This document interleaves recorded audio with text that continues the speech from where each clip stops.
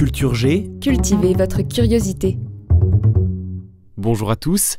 Après les 2 premiers épisodes de cette série de podcasts consacrés à Banksy, le buzz et l'argent du buzz, puis le maître du street art, nous allons sortir du monde des certitudes, des faits et de l'analyse pour entrer dans celui plus risqué des conjectures.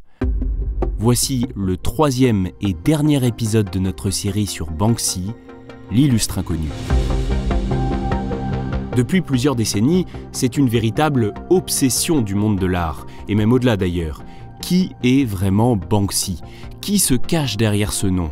Nous allons explorer les 3 théories principales sur l'identité du célèbre artiste. Je vais vous expliquer, le Claude.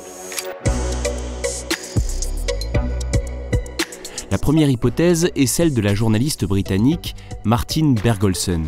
Accompagnée par un expert financier, elle s'est intéressée à Banksy après la sortie en 2010 de son documentaire « Faites le mur ». En partant de ce constat, comment faire pour rester anonyme quand on sort un film ? Il y a un cadre légal, des déclarations, des revenus. Il suffit alors de remonter le fil. Le documentaire de Banksy a été produit par la société Paranoia Pictures, qui appartient à une autre entreprise, Pest Control. Et Pest Control appartient encore à une autre société, appelée, elle, Pictures on Walls. Pendant l'enquête, quand l'expert financier regarde les comptes de résultats de Pictures on Walls, il découvre un seul nom. Tout est détenu par un certain Jimmy Hewlett. Ah, c'est lui!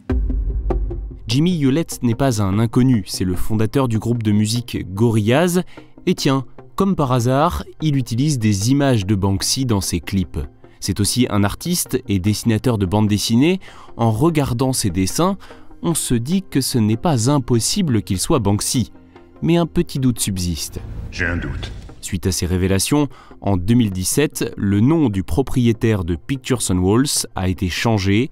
Jimmy Hewlett a transféré toutes ses parts à un certain Marcus Samuel Chambers.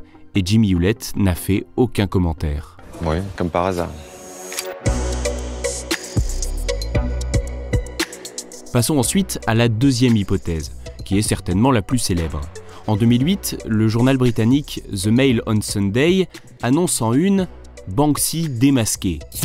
Et sur une photo, prise 4 ans plus tôt en Jamaïque, on voit un homme assis à côté d'un pochoir en forme de cœur.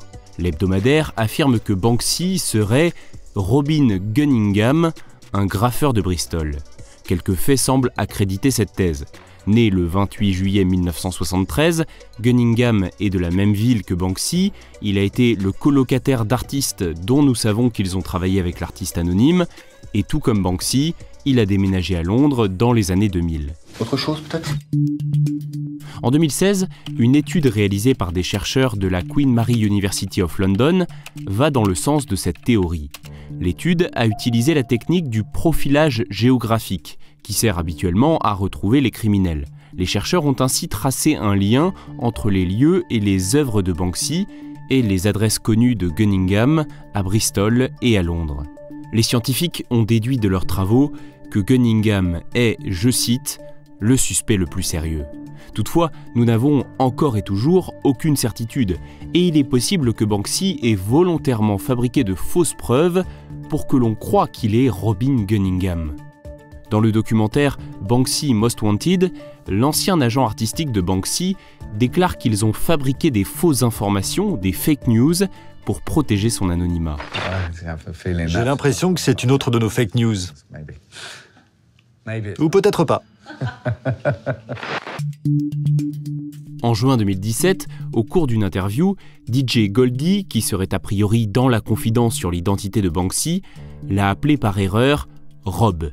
Oups, ça serait donc la preuve irréfutable que Banksy est bien Robin Gunningham. Eh bien non, malheureusement pour nous, puisqu'il reste une 3e hypothèse sérieuse, Banksy pourrait aussi s'appeler Robert Del Naja. Rob, ça fonctionne tout aussi bien pour Robin que pour Robert. Et d'ailleurs, ça pourrait même être encore une fausse piste. Ça me sert à rien. Robert Del Naja, lui, c'est un des membres du groupe de musique Massive Attack. La théorie comme quoi il serait Banksy a été publiée d'abord par le journaliste d'investigation Craig Williams. Il sort l'information sur son blog en 2016, après avoir comparé les dates de tournée de Massive Attack, un groupe qui est aussi originaire de Bristol, avec l'apparition sur des murs d'œuvres de Banksy. Il est vrai qu'il y a de drôles de coïncidences. Craig Williams identifie une douzaine d'exemples où des pochoirs de Banksy ont été découverts peu avant ou peu après des concerts de Massive Attack. Par exemple à Los Angeles, San Francisco ou encore Boston. Mais en 2008, Banksy réalise une quinzaine d'œuvres à la Nouvelle-Orléans. Seulement là, ça ne marche plus, Massive Attack n'y était pas. Craig Williams remarque alors que Robert Del Naja, membre du groupe, était à la Nouvelle-Orléans au même moment pour la première d'un documentaire dont il a fait la musique. On dit juste bingo. Bingo, est-ce qu'on s'amuse? La cerise sur le gâteau, c'est que Del Naja a aussi un passé de graffeur dans les années 80, et c'était un adepte du pochoir. Si ce n'est pas Banksy, c'est au moins un de ses amis. L'artiste anonyme a écrit la préface du livre de 2015 sur Massive Attack, où il déclare que Del Naja l'a beaucoup influencé. Toutefois, lors d'un concert à Bristol, sur scène, Robert Del Naja a catégoriquement nié être Banksy, avant d'ajouter « Nous sommes tous Banksy ». Et cela fait une transition parfaite. J'ai détaillé les 3 hypothèses principales, mais il est impossible de vous laisser sans évoquer une dernière possibilité. Banksy pourrait aussi être un collectif d'artistes et non pas un seul individu. J'ai beaucoup de mal à croire à cette théorie, mais elle n'est pas totalement invraisemblable. La technique du pochoir le permet, et il faut reconnaître qu'il y a une très grande diversité d'œuvres chez Banksy. Cette diversité nous laisse penser que c'est un artiste polyvalent, mais il pourrait aussi bien y avoir plusieurs artistes. À part de petites insinuations, comme le « Nous sommes tous Banksy » de Del Naja, il n'y a aucune véritable preuve de cette hypothèse. Et c'est ça qui est incroyable. Chaque hypothèse présente des arguments qui l'accréditent ou la discréditent, comme si c'était volontaire, planifié, soigné.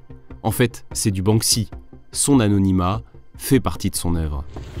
Alors Thérèse, s'il vous plaît, n'y voyez surtout pas le fantasme de l'homme, mais plutôt, si vous voulez, comment dire, la recherche créative, le délire de l'artiste, n'est-ce pas?